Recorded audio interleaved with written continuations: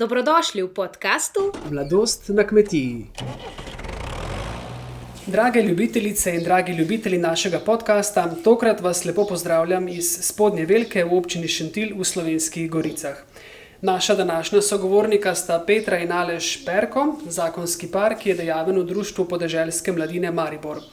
Živita na Aleševi kmetiji, ki je mladi prevzemnik, a obenem delata in pomagata tudi na domačiji, iz katere izhaja Petra. Vsekakor vam v njuni družbi ne bo dolg čas. Petra in Aleš, lepo pozdravljena. Lepo pozdravljeni. Ja, dela na kmetiji je vedno dovolj, ampak res hvala za prijeten in prijazen sprejem na kmetiji in res prisrčen pozdrav. In preden dodobra spoznamo vašo kmetijo, naj povem za naše poslušalce, da sta vidva oba nekdanja dijaka Škofijske gimnazije Antona Martina Slomška Maribor. Sta že takrat opazila drug drugega? Ja, videla sva se, ampak med nama je bila koliko 3 leta razlike. Mi smo že takrat, jaz sem že takrat razmišljal o fakulteti, pa divji smo peli in smo bili tudi razdeljeni po oddelki, nismo imeli skupaj malice, tako da smo se malo manj videli. Petre se spomnim na videz, ampak spregovorila nisva nikoli. Jaz se pa Aleša spomnim, ker je bil sošolec od moje sestre in je napovedoval maturantski ples, tako da se spomnim, da je bil zelo dober govorec. No, takrat so bili neki zametki, ampak pravite, da je bil pa ključen dogodek pa v župnijski vinski kleti v Malečniku. Zdaj, za kakšen dogodek je pravzaprav šlo in kako se spominjate teh trenutkov? To je bilo, če smo natančni, 22. aprila 2022. Je pa bila otvoritev vinske kleti v Malečniku. Organiziralo ga je Društvo na zdravje Malečnik, Društvo vinarjev na zdravje Malečnik. In takrat sva bila povabljena, da se udeleživa tega dogodka. Torej ja, spoznala sta se pred dobrima 2 letoma, torej aprila 2022, se naslednje leto že poročila in tako zdaj sta že poročena slabo leto in pol ali malo manj. Vse se je zgodilo torej dokaj na hitro, torej sta res kmalu ugotovila, da sta za skupaj. Ja, dejansko vse skupaj je potekalo zelo hitro. Ko sva se spoznala, tista iskrica preskočila, ko sva se začela pogovarjati tudi o drugih stvarih življenjskih. Jaz sem vedel, da to je to, takšno punco hočem ob sebi za vse življenje. In tudi mislim, da je pri Petri to preskočilo in naenkrat sva se pol odločila za poroko. Tako so hitro stvari stekle vse v enem letu. Petra, bi kaj dodala? Ja, da imamo iste interese, da izhajava iz podobnih družin, delovnih, podobno je interese za kmetijstvo in tako se je nadaljevalo in stopnjevalo. Ja, to, da oba izhajata s kmetije, je torej vajina skupna točka. Kako pa ste se potem dogovorila, kje boste nadaljevala skupno življenjsko pot kot zakonca, Ker kot sem uvodoma dejal, živita in delata v glavnini na Aleševi kmetiji. Kako je potekal ta dogovor? Ja, oba sva v bistvu bila kot naslednika na vsaki kmetiji. Je pa tako bilo, da je Aleš že prej imel malo močnejše zametke. Lahko ti poveš, da ste se že prej? Ja, mi smo 2016 odločili za en večji projekt na kmetiji, gradnjo novega hleva, pa potem ostalih objektov. Investicija je bila kar velika, zato smo tudi takrat se odločili, kdo bo nadaljeval pot na kmetiji, ali jaz ali moj brat. Brat se je odločil za doktorski študij na kmetijski fakulteti v Mariboru. In potem, ko enkrat veš takšno investicijo, ni poti več nazaj, tukaj. Zdaj, če nehaš, potem lahko vse gre v tuje roke, ker tukaj za temi investicijami so tudi večji krediti. In potem je bilo nujno, da se to pot nadaljuje, ki smo jo začrtali. Zdaj pa koliko se da prilagajava stvari, tako da skušava pol nekako čim bolj po mirni poti oziroma čim bolj optimizirati delo na eni in drugi kmetiji. Ja, bomo povedali, s čim točno vse se ukvarjate, Petra, ampak je bilo težko zapustiti domačo kmetijo? Morda, ampak sem še vseeno vsakodnevno vpeta tudi v delo na domači kmetiji, ampak se s časoma prilagajamo. Morda, zdaj smo ravno na točki, ko lahko povemo, s čim pravzaprav se ukvarjate. Ne? Pri vas vidimo, Aleš, ko smo se pripeljali na dvorišče, poln hlev bikov. Torej se ukvarjate samo s tem ali še s čim drugim? Naša kmetija je usmerjena primarno v rejo govejih pitancev. V preteklosti jih je bilo nekoliko manj, zdaj jih imamo okrog 200 glav, 200 glav jih izredimo letno. Zraven tega še imamo poljedelstvo in travnike. Zraven te dejavnosti pa sta se starša tudi v preteklosti ukvarjala z vinarstvom, pa tudi svoje vinograde, imamo 2 hektarja vinogradov. Tako da tudi tam smo zgradili zelo tako prepoznavno blagovno znamko, ki je prepoznana po kvaliteti, tukaj na okoliških ocenjevanjih, tudi na mednarodnih prejemamo številna priznanja, odličja, smo v samem vrhu po kvaliteti, kar pa tudi ne moreš iz danes na jutri nehati. Tako da tam brat pomaga, imam brat večjo besedo, jaz pa sem se pač usmeril v poljedelstvo, živinorejo, travništvo in pač tukaj povečali obseg, ker smo zaznali neke priložnosti, da se kmetije opuščajo, da je to priložnost za našo rast in razvoj. In tako pač tem ciljem sledimo tudi naprej. Torej ti, Aleš, kot sem dejal, si že mladi prevzemnik, ne ravno od letos? Ja, letos v januarju sem prevzel kmetijo, tudi postal sem lastnik vsega, tako da sem lahko potem kandidiral. Zdaj v maju smo oddali vso dokumentacijo za mladega prevzemnika na Agencijo za kmetijske trge, tako da zdaj še čakamo odgovor, ali smo bili uspešni ali ne, ampak lastništvo pa mit in ostale birokratske stvari pa so že urejene na mene. Petra, kaj pa kmetija, s katere ti prihajaš, ne tudi pri vas, se ukvarjate ne z živinorejo sicer, ampak s čim pa točno vi se ukvarjate, tam je pa lastnica in gospodarica zaenkrat vaša mama. Tako je, naša kmetija pa se nahaja v predmestju mestne občine Maribor, se pravi smo v neposredni bližini mesta, zato se ukvarjamo z direktno prodajo na lokalnih mariborskih tržnicah, prodajamo pa in pridelujemo sezonsko sadje in zelenjavo. Zdaj delata in pomagata na obeh kmetijah, pa me zanima, kako uspete uskladiti vse te opravke, vso to delo? Ja, v bistvu je tako, da pred 2 letoma je moj oče zbolel, je rakav bolnik, on se že s tem bori 30 let, ja, več kot 40 let. In se mu je ponovilo, in potem sem mogel večjo vlogo prevzeti na kmetiji jaz, tako da ko sva se midva spoznala, se je glih začelo zdravljenje, tako da jaz težko manjkam, ker imamo takšen obseg kmetijskih površin, da če povem, da letno naredim okrog 1800 do 2000 ur samo s traktorjem, pol si lahko predstavljate, to je za en normalen delovnik, plus vsa birokratska opravila, vse drugo. Tako da jaz Petri pomagam bolj na naši kmetiji, kar se tiče zelenjave, jagod. Me žalosti oziroma sem včasih jezen na sebe, ker ne najdem časa, da bi lahko še šel tja k njej pomagati, ampak pač zaenkrat je tako, morava najti nekakšne stičišča, da bova si lahko več pomagala drug drugemu na obeh kmetijah. Tako je. Petra, kakšna je tvoja vloga še na kmetiji, iz katere prihajaš, pa tudi tukaj, ja?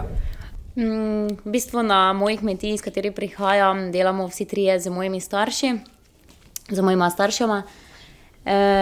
Delo si razporedimo, vsak ve, česa je zmožen in kaj lahko najbolje opravi. Sva pa tudi takoj po poroki začela malo s temi panogami sadjarstvo, zelenjadarstvo na Aleševi kmetiji, tako da sva že lani nekaj začela saditi od sadja jagod in pa tudi zelenjave poskušamo, pa vidimo, da imamo lepe pridelke, tako da bomo s tem tudi nadaljevala. Tako da se tudi ta panoga širi še na to kmetijo. Katero sadje in zelenjave pa pridelujejo na vaši kmetiji? V največjem obsegu imamo jabolka, pa tudi hruške, sledijo tudi breskve, slive, jagodičeve imamo precej, pa tudi kaki, tako da smo razdeljeni z sadnimi vrstami skozi celo leto. pa tudi zelenjavo pridelujemo na njivskih površinah, na prostem. Tako da tu imamo tudi pester izbor, povečujemo pa tudi ponudbo glede na povpraševanje strank. Smo zelo prilagodljivi, tako da tudi s tem širimo asortiman. No, pa če naredimo skok nazaj, Aleš, na vašo kmetijo. Leta 2018 ste zgradili nov in velik zračen hlev za prosto rejo bikov in to je bil res velik finančni zalogaj, ampak vam je pa tudi razširil možnosti za razvoj na kmetiji. Ja, mi smo se za to odločili leta 2016. O gradnji hleva smo se že pogovarjali 10 let nazaj oziroma od mojega 10. leta, ampak vedno ni bil še tisti pravi trenutek, kdaj iti v gradnjo hleva. Tudi oče si ni upal, glede na njegovo stanje, je rekel, vseeno mora biti nekdo, ki lahko prevzame odgovornost, če se bilo kaj zgodi na kmetiji. Mama tega ne bi mogla sama peljati, ko pa sva bila stara potem 15-16 let, takrat ni bilo nekih priložnosti za neke razpise. 2016 pa se je ponudila ena redkih priložnosti, ki je bila ugodna za nas in smo takrat rekli, če ne bomo šli zdaj, ne bomo nikoli, tako da ne bomo čakali na mladega prevzemnika. In smo potem se odločili, kandidirali, bili uspešni na razpisu, potem smo še na en drug razpis gorski kandidirali, ker smo v omenjenih dejavnikih. Smo tudi bili uspešni, kar je pol dopolnilo prvo investicijo, da smo pol nekako naredili celoto. In potem smo šli v investicije 2018-2019, kar je pa potem res nam dalo neke nove možnosti za razvoj kmetije, rast. Čeprav je potem leta 2020, ko je prišla ta COVID kriza in potem vojna v Ukrajini, vse številke obrnila čisto drugo smer, kot so bile kalkulacije, naprimer leta 2016, ko smo šli v projekte, ampak tudi to smo preživeli in delamo naprej in se trudimo. Pač naša vizija je, da delamo čim bolj kvalitetno z naravo, da trgu ponujamo kar se da najbolj kvalitetne živali, tudi vino, ostale stvari. In potem se to nekako vse povrne, če si ti do narave precizen, natančen, daš tisto dušo, mi rečemo, ti to tudi narava vrne.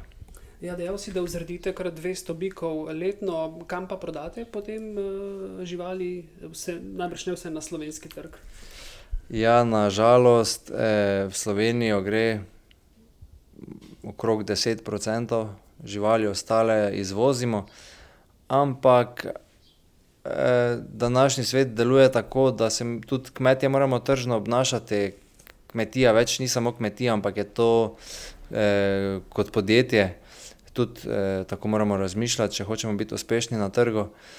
In treba iskati priložnosti, ki so najbolj ugodne za nas, ker na koncu koncev nas ne bo nihče vprašal, če bomo mi lahko konec meseca plačali prispevke, kredite, kako bomo živeli, ne? In tukaj pač iščemo priložnosti, ki so najbolj ugodne za nas. In zdaj trenutno je tujina od Italije, Kosova, tudi Libanon prodajamo, nekako najbolj ugodna in nam daje neke možnosti, malo več rezerve za kakšen razvoj kmetije. Ja, seveda tudi kmet mora razmišljati globalno. Omenil si, da je že dolgo časa, že več let, desetletij lahko rečemo, pri vas tudi vinogradništvo prisotno na vaši kmetiji. Katere sorte vina vse predelujete? Vidimo po stenah veliko nagrad, Ja. tvojega očeta. Pridelujemo buteljčna vina, ki jih imamo pod blagovno znamko Vino Perko, rumeni muškat, po njem smo zelo prepoznavni, potem Sauvignon in sivi pinot. Drugače pa še imamo laški rizling, Chardonnay, Moscato, Tonele, Rizvanec. Ampak te druge sorte pa potem polnimo pod zvrst Snežničan, ki pa tudi zelo prodajano vino in je nekako bolj primerno tak za vsakodnevno uživanje, mogoče kot špricer ali pa kot samo vino. Morda tudi vprašanje za oba, na obeh kmetijah se seveda v zadnjih letih, pa ne samo v zadnjih letih, ampak vse skozi se kmetje soočate s težavami, kot so pozeba, toča, torej to je tovarna na prostem, Kako kolebate med temi vsakoletnimi preizkušnjami, včasih tudi katastrofami, ne, ki jih prinese vremenske nevšečnosti? Morda Petra. Ja, mi smo bili precej lani deležni teh vremenskih neprilik. Prizadela nas je spomladanska pozeba, predvsem pri sadju smo imeli več kot 90% izpad. In v takih letih je težko, zato tudi malo pokombiniramo z pridelavo zelenjave, želimo tako nekako nadoknaditi to izgubo, ampak v takih letih, ko so res ekstremna, je škoda ogromna. Je pa sadje na udaru predvsem s spomladansko pozebo, potem pa še vremenske neprilike tekom leta, predvsem toča. Nekatere nasade imamo zavarovane s protitočno mrežo, je pa to tudi velik finančni zalogaj. Tako da nekaj tudi pod nebom milim.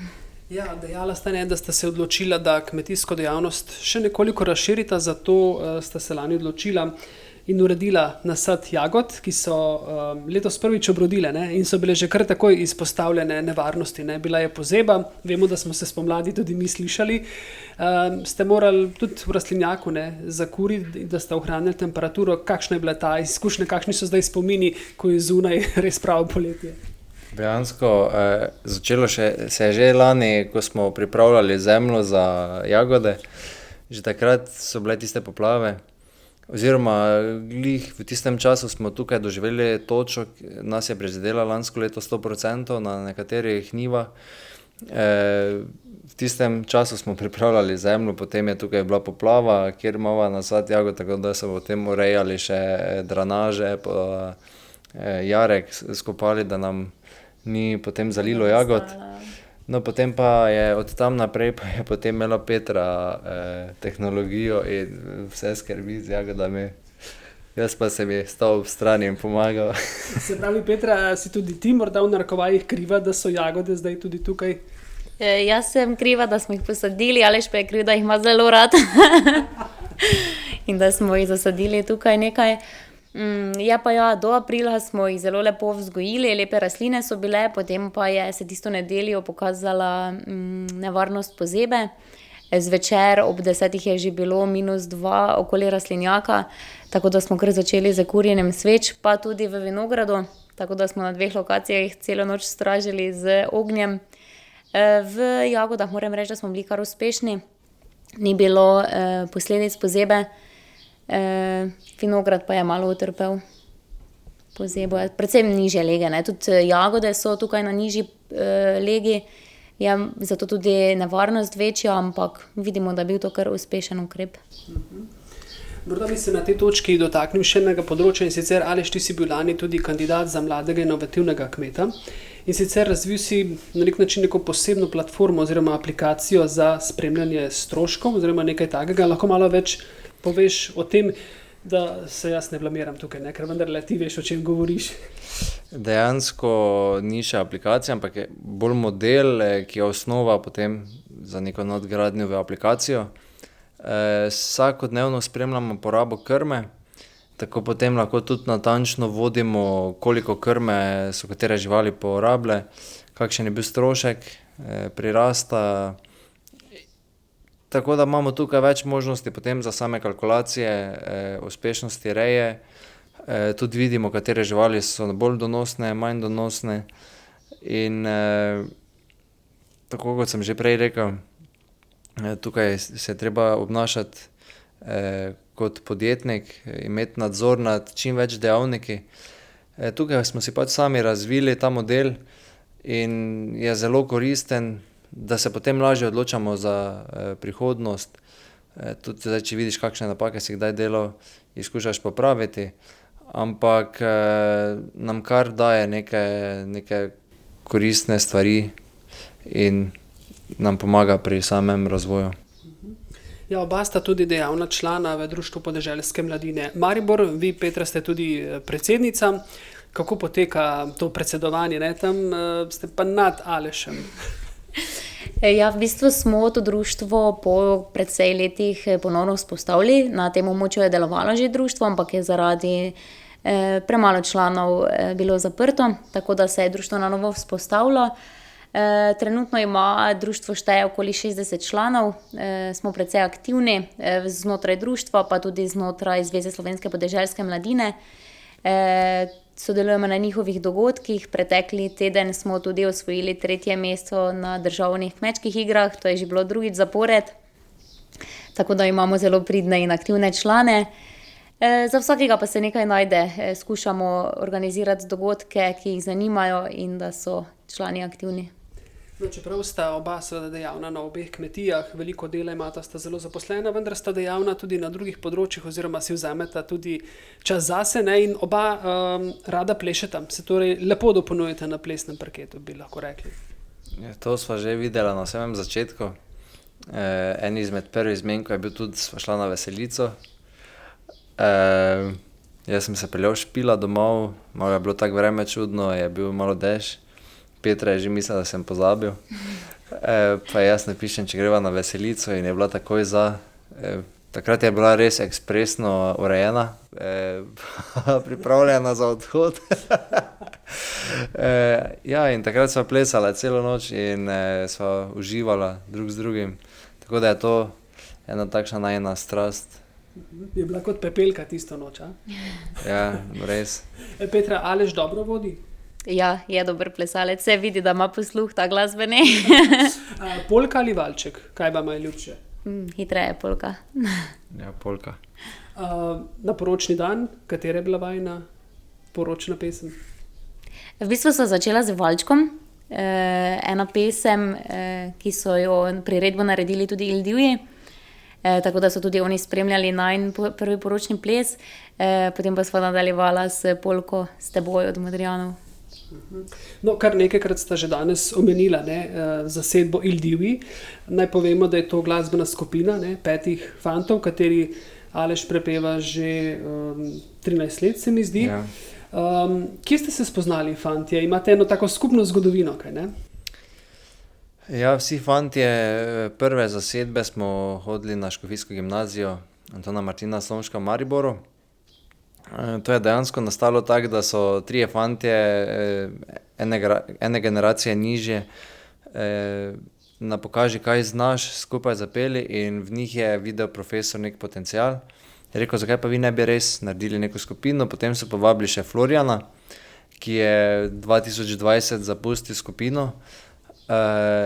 Oni so začeli prvo leto, potem pa so še povabili mene, so nekako razširili zasedo. Mi smo se že prej dobro poznali, večkrat igrali skupaj in potem, ko pa sem prišel zraven, pa se naenkrat tako začelo, lepo počasi smo šli na kakšno presenečenje, potem pa glas šel res v 9 vas in tako smo naenkrat začeli peti po celi Sloveniji. Tako da tudi pred korono smo imeli čez 100 nastopov letno. Dejansko smo imeli samo en vikend fraj v letu in je bilo to res noro. Zdaj se je malo umirilo, fantje imajo družine, vsak ima svoj posel, tako da nam ni v interesu tako intenzivno peti, ker potem dejansko v kratkem času pregoriš in to ni dobro za zdravje. Ampak uživamo in se trudimo naprej. No, ampak ti ne samo, da prepevaš, tudi igraš harmoniko. Tudi to je, ampak ko sem začel peti pri Ildivjih, sem počasi to dajal malo na stran, ker potem ti zmanjka časa za vajo. Ampak za dušo pa na kakšnem praznovanju v domačem krogu še vedno raztegnem meh in razveselim domače. Ja, človek se v vajnem natrpanem urniku najbrž da vpraša, kdaj in koliko sploh spita, ampak kot pravita vidva, zelo rada spita. Zdaj, kdaj pa se odpravita k počitku in kdaj pa navadi zjutraj vstajata? Kdo je bolj nočna ptica in kdo je bolj zgodnji jutranji? Ja, nočni ptici sva kar oba, še rada za kako delo poprivava bolj po noči, da se dokonča, potem pa se zjutraj težko vstaneva. To je slaba lastnost, ampak ko je pa delo, pa ni druge rešitve, da je treba tudi z malo spanja rešiti vsa opravila. No, zjutraj nama budilke kar redno zvonijo, tako da Ali še tisti, ki jih ne sliši. Jaz jih ne slišim, Petra pa jih ima 10 budilk, vreme se vstaneva, tako da taka je ena slaba razvada. Ja. No, ampak kljub vsem obveznostim, kot pravim, pa tudi redno obiskujeta nedeljske maše. Kaj vama pomeni nedelja in ta trenutek zase, ko imate čas samo zase? Nedeljo se mi zdi en taki dan, ko se rada spočijeva, da si naberemo tudi moči za nov delovni teden. Rada obiščeva nedeljsko mašo, saj sva tako vajena že od otroštva, bila sva tudi oba ministranta kot otroka. Tako da rada nadaljujeva to tradicijo. Tudi Petra je skautinja, tako da še malo bolj to, tudi mene kdaj, če je kdaj delo, ne, pa moraš iti, pač pride vmes tudi, da kdaj ne moramo, ampak če se le da, greva z veseljem k maši. No, prej smo govorili tudi nekaj o prihodnostih in želje za kmetijo. Kakšne pa so v nekaj kratkih stavkih vajine osebne želje, pričakovanja tako na kmetijskem področju, kot tudi zasebno odvoje? Vsekakor nam je cilj čim bolj kvalitetno pridelovati v prihodnje, da bova našla možnosti rasti in razvoja v teh težkih časih, ko so vremenski pogoji res ekstremni, da bova čim bolj znala tehnološko oziroma si olajšati stvari na kmetiji, da bova imela čim več časa potem tudi za kvalitetno življenje, za družino, čim več časa za naju dva. Kajti pridejo trenutki, ko sva res v delu in težko najdeš čas, da bi se lahko sprostil, ker potem si v delu, se pogovarjaš samo o delu, ne, in potem je neki taki začaran krog, ampak se znava sprostiti pa pohecati, tako da znava uživati čas, ko ni dela, ali pa tudi ob delu uživava pa se nasmejiva, tako da. Ampak prihodnje nam je vsekakor cilj, da se kmetije naprej razvijajo, da bomo tudi čez 10-20 let lahko obstajali. Kajti če se zadovoljiš z nečim, slej ko prej te nekdo drugi prehiti, oziroma s tem se mi niti ne obremenjujemo, ampak počasi začneš padati, ne, in tehnološko in v kvaliteti, in treba tukaj vedno stremeti, da greš naprej. Kaj dodati k temu, Petra? Se strinjam z možem. Za konec bi vaju prosil samo še za nekaj kratkih misli in komentarjev, kajti na sporedu je že ta tako imenovana klasična rubrika za na konec, in sicer postavim neko kratko vprašanje ali začnem neko misel in prosim, da jo dopolnite. Življenje na kmetiji je lepo, saj? So dela zelo pestra, različna in se delo vedno nadaljuje in razlikuje. Saj delamo z naravo, najdemo tudi čas zase, smo včasih na traktorju vedno tako dosti sami s sabo in najdeš neke misli, ki morda jih v družbi ne bi. Vprašanje za Aleša. Petra je najboljša žena, ker? Vedno nasmejana, pridna, te spravi v dobro voljo, odlično kuha, pleše, tako da en taki biser. Ja, lepo pohvala.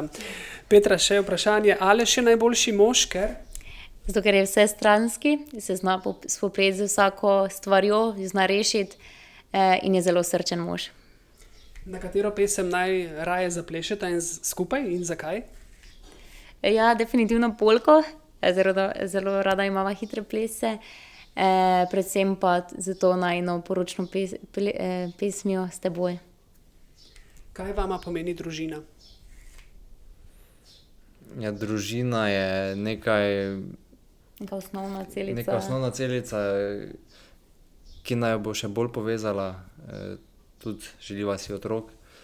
In se mi zdi, da potem kot družina imaš potem spet neki zagon, da nadaljuješ neko zgodbo za prihodnost. In tukaj družina je pomembna kot neka osnovna celica, kjer se razumejo, kjer je ljubezen, kjer skupaj držijo, in da kot mož in žena še tukaj bolj rasteta, se razvijata v ljubezni, tudi midva kot sodelavca. imava to srečo, da lahko skupaj delava. Tako družina je tisti en zdrav temelj današnji družbi, ki pa ponekod manjka ta zdrava družina. To je to. Tako. Hvala lepa, Petra in Aleš, najlepša hvala za res ta navdihujoč pogovor. Želim vama, da uresničita svoje sanje in želje, tako na osebnem področju, na kmetiji, kot tudi na skupni življenjski zasebni poti. Z vami sem bil Marko Mesojedec, poslušamo se spet čez 14 dni.